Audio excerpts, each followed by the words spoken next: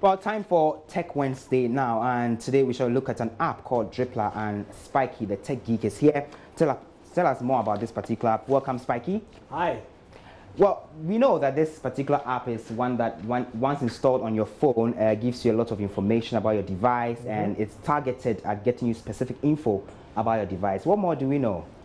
Well, you know, it's if you're an IT guy like me, it's a bother when your less IT savvy friends and family members hit you up and they say, "Hey, I got a new phone. What app should I install?" I get that question asked all the time, and it bugs me because I keep repeating the same thing. Install your, updates and all that kind of stuff, like updated apps. But what Drippler does is it gives you customized recommendations, be it apps and all that, for your phone.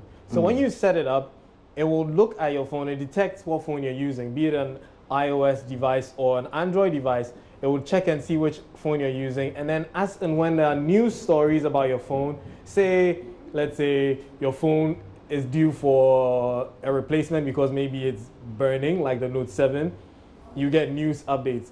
There was some time when the S8 Pluses and the Note 8s were having issues where they go off and they're not coming on again. I found out that on Drippler.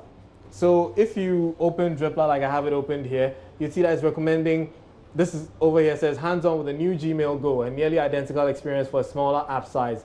So it's detected that the system I'm running here has a small memory. So it's recommending something that will not take so much space. Okay. And then it gives me 5 great apps you have to try this week.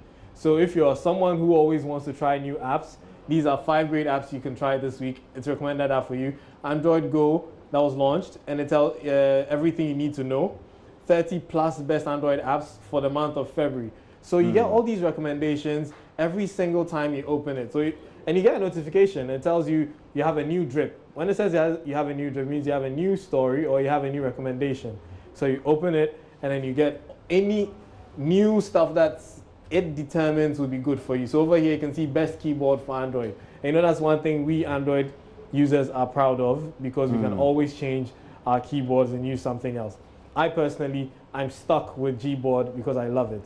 Okay. And you can see on the Samsung Note 8, all the recommendations here are tailored for the Note 8.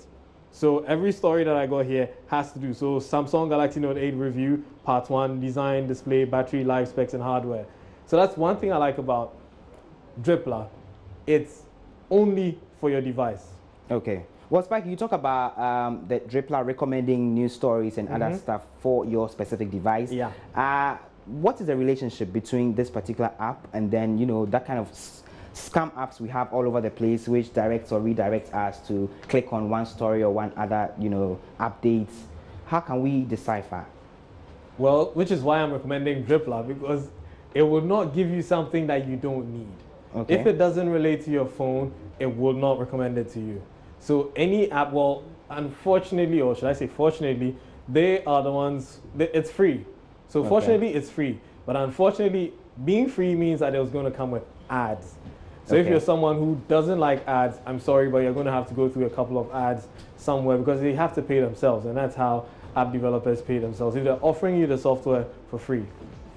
Spiky, before I let you go, what's the one advice you give to many of our viewers right now as we get into the weekend about apps and the safety of phone users, for example, and also internet users, for example?